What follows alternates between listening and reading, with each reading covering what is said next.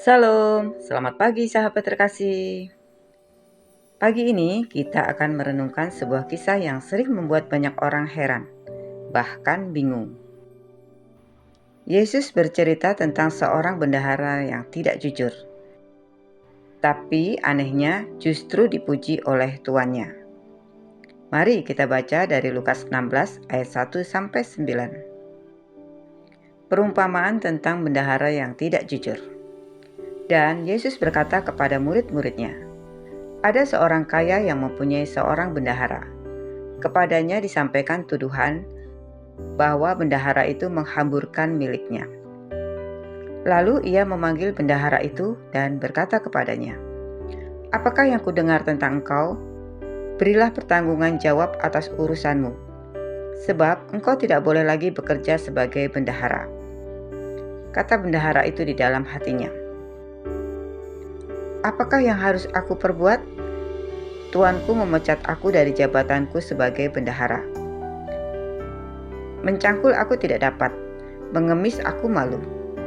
Aku tahu apa yang akan aku perbuat, supaya apabila aku dipecat dari jabatanku sebagai bendahara, ada orang yang akan menampung aku di rumah mereka.' Lalu ia memanggil seorang demi seorang yang berhutang kepada tuannya. Katanya kepada yang pertama, 'Berapakah hutangmu kepada tuanku?' Jawab orang itu, 100 tempayan minyak. Lalu katanya kepada orang itu, 'Inilah surat hutangmu. Duduklah dan buat surat hutang lain sekarang juga, 50 tempayan.'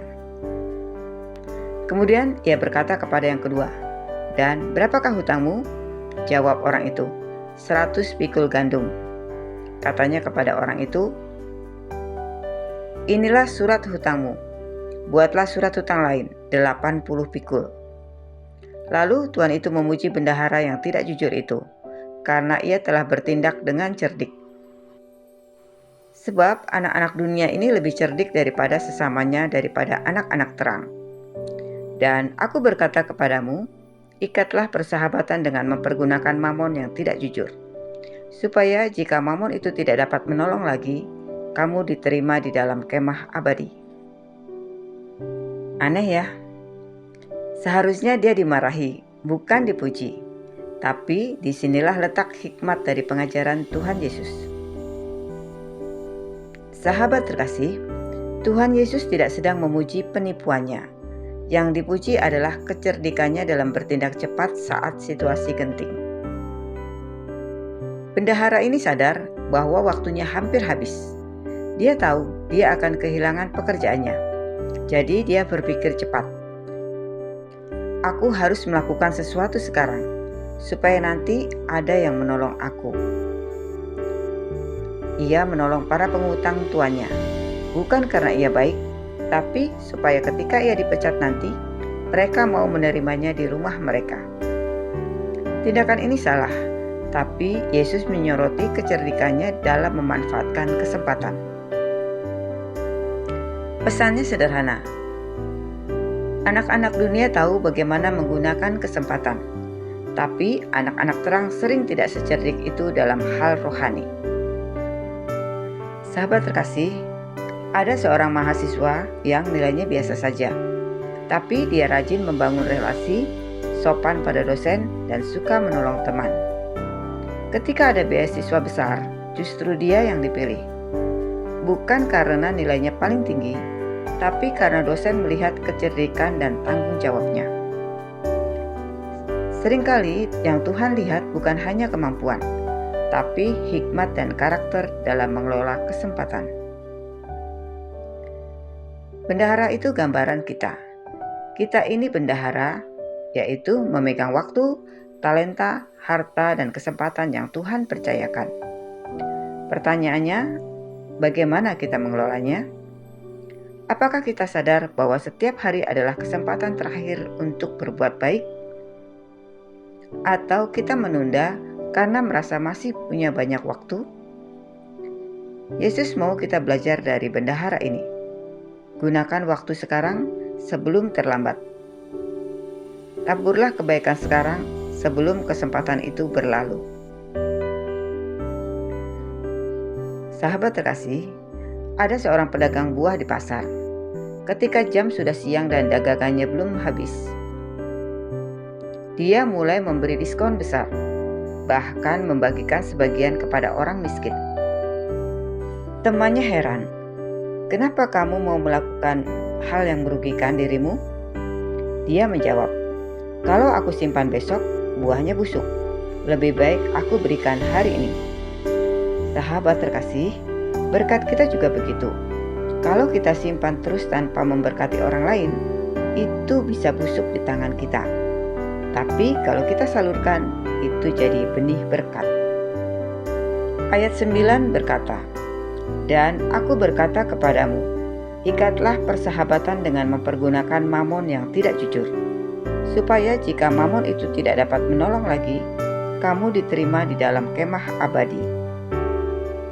Artinya, gunakan sumber daya dunia, uang, waktu, posisi, relasi, untuk menabur kasih dan menolong orang. Karena apa yang kita lakukan dengan harta dunia akan punya dampak kekal. Tuhan Yesus menutup perumpamaan ini dengan kalimat yang menggugah. Lalu Tuhan itu memuji bendahara yang tidak jujur itu, karena ia telah bertindak dengan cerdik. Sebab anak-anak dunia ini lebih cerdik terhadap sesamanya daripada anak-anak terang. Lukas 16 ayat 8. Sahabat terkasih, Tuhan Yesus tidak sedang menyuruh kita meniru gaya hidup dunia. Ia sedang menunjukkan bahwa orang dunia bisa sangat fokus, kreatif, dan strategis dalam mengejar apa yang mereka anggap penting. Sedangkan anak-anak terang sering kehilangan semangat itu untuk hal-hal rohani. Masalahnya, banyak anak terang malah meniru gaya anak dunia, bukan hikmatnya. Tuhan mau kita belajar kecerdikannya, bukan caranya menipu.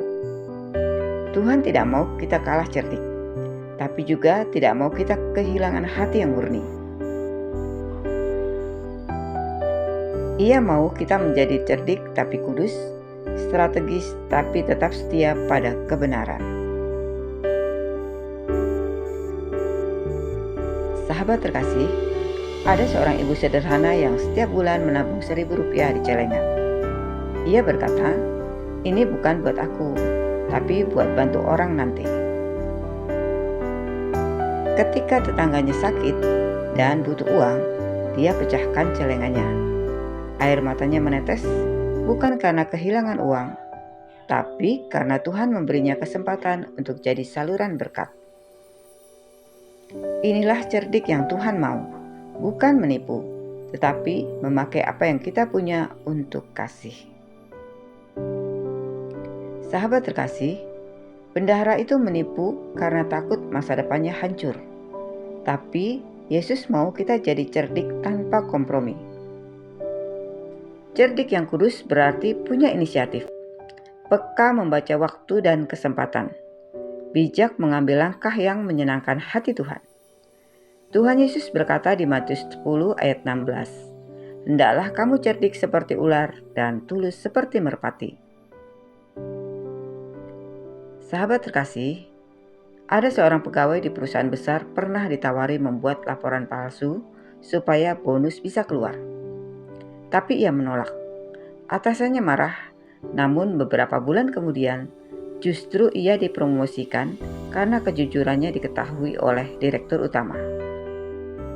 Cerdik bukan berarti curang. Cerdik berarti tahu kapan harus diam, kapan harus bertindak, dan tetap setia walau ada tekanan. Hari ini, Tuhan ingin kita belajar dua sisi dari kisah ini. Yang pertama, jangan meniru dosa bendahara itu. Yang kedua, tapi tirulah kesiapan dan kecerdikannya menghadapi masa depan. Tuhan memanggil kita menjadi bendahara yang bijaksana, jujur, dan setia. Karena siapa yang setia dalam hal kecil, ia akan dipercayakan perkara besar. Sahabat terkasih, ada seorang guru sekolah minggu berkata, "Kalau kamu ingin Tuhan percaya padamu, kelola dulu waktu pagimu." Banyak hal besar lahir dari kesetiaan kecil setiap pagi. Doa, firman, kasih, dan pelayanan sederhana. Ada juga seorang pengusaha Kristen yang berkata, "Aku ingin usahaku jadi alat untuk menolong orang lain." Ia tidak hanya mencari untung, tapi membuka lapangan pekerjaan, membantu anak yatim. Ia tahu apa yang kita berikan untuk Tuhan tidak pernah hilang. Itu ditulis di surga. Sahabat terkasih, mari kita berdoa bersama. Bapa yang Maha Baik, hari ini kami belajar dari bendahara yang tidak jujur. Bukan meniru dosanya, tapi memahami hikmat-Mu. Ajar kami menjadi bendahara yang setia, jujur, dan cerdik. Berikan kami hikmat untuk memakai waktu, uang, dan kesempatan demi kemuliaan-Mu. Jadikan kami anak-anak terang yang cerdas, tapi tetap tulus. Dalam nama Tuhan Yesus Kristus, kami berdoa dan mengucap syukur. Amin. Sahabat terkasih, terima kasih sudah bersama-sama merenungkan firman Tuhan pagi ini. Jika firman ini menguatkan hatimu, jangan lupa untuk klik like, komen, share, dan subscribe ya, supaya semakin banyak orang dikuatkan oleh firman Tuhan. Sampai jumpa di renungan pagi berikutnya. Selamat beraktivitas. Tuhan Yesus memberkati.